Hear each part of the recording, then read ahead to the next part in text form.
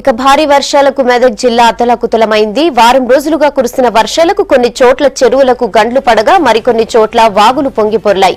దీంతో ఇప్పటికే కొన్ని గ్రామాలకు రాకపోకలు కూడా నిలిచిపోయాయి. వర్షాలు తగ్గినా సింగూరి ప్రాజెక్టులోకి వరద ఉధృతి కొనసాగుతూనే ఉంది. ఇక జిల్లాలో తాజా పరిస్థితిపై కలెక్టర్ రొనాల్డ్ రోజ్తో Prasanna face to face. Medak జిల్లాలో వర్షాలు తగ్గుముఖం పట్టాయి. నిన్నటి వరకు కురిసిన భారీ వర్షాలు కాస్త తగ్గుముఖం పట్టాయి. నిన్నటి వరకు కురిసిన భారీ వర్షాలతో ఇప్పటికే సింగూరు ప్రాజెక్టు పూర్తి స్థాయి నీటి మట్టానికి చేరుకుంది.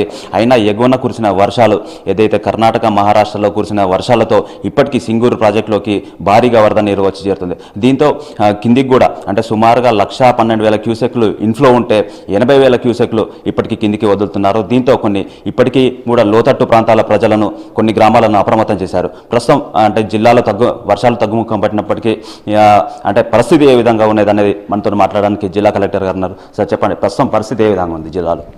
అంటే నిన్న మొన్నకు మనం కనుక్కుంటే మన మెదక్ జిల్లాల పరిస్థితి ఇప్పుడు కొంచెం మెరుగుపడినాయి. ఎందుకంటే మనకు వర్షం లేదు, నిన్న ఇవాళ 2 రోజులు మనకు వర్షం లేదు కాబట్టి మనకు ఇన్ఫ్లోస్ మనకు తగ్గినాయి. దానివల్ల వాటర్ కూడా రిసీడ్ అవ్వడం మొదలైంది. ఓవర్ఫ్లోయింగ్ ఆఫ్ ట్యాంక్స్ కూడా ఇప్పుడు తగ్గుముఖం పడుతుంది. ఓన్లీ మనకు ఒకే ఇష్యూ ఏంటంటే మనకు మంజిరా రివర్లో మహారాష్ట్ర నుంచి వస్తున్న వరద నీళ్ళు వచ్చి సింగూరు డ్యాంలో చేరుకున్న వల్ల మనకు ఎక్కువ వాటర్ కింద వదులుతున్నాము. దాదాపు 80,000 క్యూసెక్స్ మనం వదులుతున్నాం.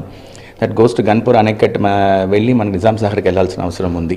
సో ఆ ఏరియాలో మాత్రం ఇంకా హై అలర్ట్లోనే ఉన్నాము. ఆ పక్కన ఉన్న ప్రాంతంలో ఉన్న ప్రజలందరినీ కూడా ఆల్రెడీ వాళ్ళు కొంతమందిని వాళ్ళ క్యాంపుకి తీసుకురావడం జరిగింది. కొంతమంది మన వాళ్ళు విఆర్ఓస్, విఆర్ఏస్, తహసీల్దార్స్ అందరూ అక్కడే ఉండి అక్కడ ఉన్న దాన్ని పర్యవేక్షణ చేస్తున్నారు. మెడికల్ టీమ్స్ పిహెచ్సి వారీగా మాత్రం కాకుండా ఈసారి సబ్ సెంటర్ వారీగా కూడా medical kits, emergency kits, chlorination tablets అన్ని కూడా పంపడం జరిగింది. ఆ ఏఎన్ఎంస్ కూడా మనం అక్కడ రెగ్యులర్గా స్టేషన్ చేయడం జరిగింది.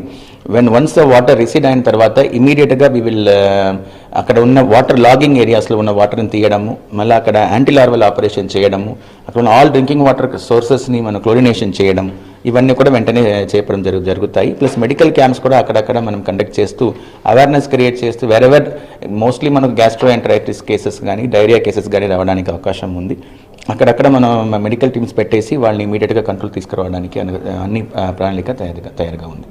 ఇప్పటికీ కురిసిన భారీ వర్షాలతో చాలా వరకు పంట నష్టం కూడా జరిగింది. దీనికి సంబంధించి ఏ విధంగా అంటే మనకు పంట నష్టం మనకు ప్రిలిమినరీ అంచనా వేసిన ప్రకారం 50,000 హెక్టార్లు అగ్రికల్చర్లో, 2,500 హెక్టార్లు హార్టికల్చర్లో మనకు పంట నష్టం జరిగినట్టు మనకు ప్రిలిమినరీ సమాచారం అందింది.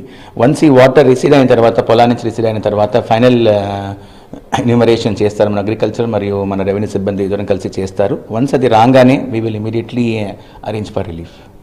అంటే ఇప్పటికీ సింగూరు ప్రాజెక్ట్ నుండి కిందికి భారీగానే అవుట్ఫ్లో ఉంది. దీనికి సంబంధించి కింద ఉన్న కొన్ని గ్రామాలను ఇప్పటికీ పునరావాస కేంద్రాలకు తరలించారు. అక్కడ సహాయక చర్యలు కావచ్చు, మిగతా వాటికి సంబంధించి ఏ విధంగా ఉంది? మన జిల్లాలో అక్కడ మాత్రం కాకుండా 10 చోట్ల కూడా మనం ఎమర్జెన్సీ రిలీఫ్ క్యాంప్స్ ఏర్పాటు చేయడం జరిగింది. దాదాపు 949 మంది ఆ క్యాంప్స్లో ఉన్నారు.